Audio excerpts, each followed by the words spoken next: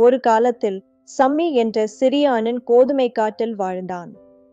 சம்மி புதிய இடங்களை ஆராய்வதை விரும்பினான். ஒரு காலை அவன் மின்னும் கொய்யா செடியை கண்டான். சம்மி கொய்யாக்களை சுவைத்தான். அவை சுவையாக இருந்தன.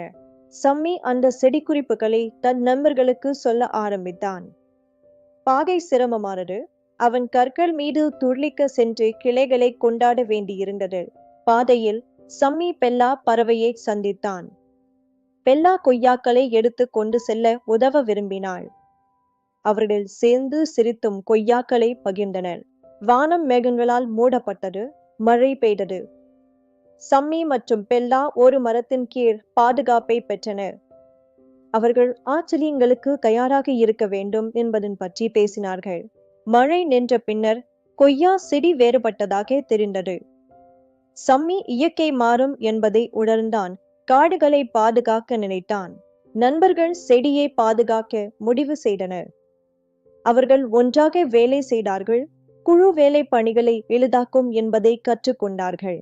பின்னர் சம்மி ஒரு பிக்னிக்கிற்கு ஏற்பாடு செய்தான். காடுவாசிகள் கதைகள் பகிர்ந்தனர். விளையாட்டுகள் ஆடியனர். கொய்யாக்களை சுவைத்தனர். அனைவரும் அந்த நாளுக்கு நன்றி கூறினர்.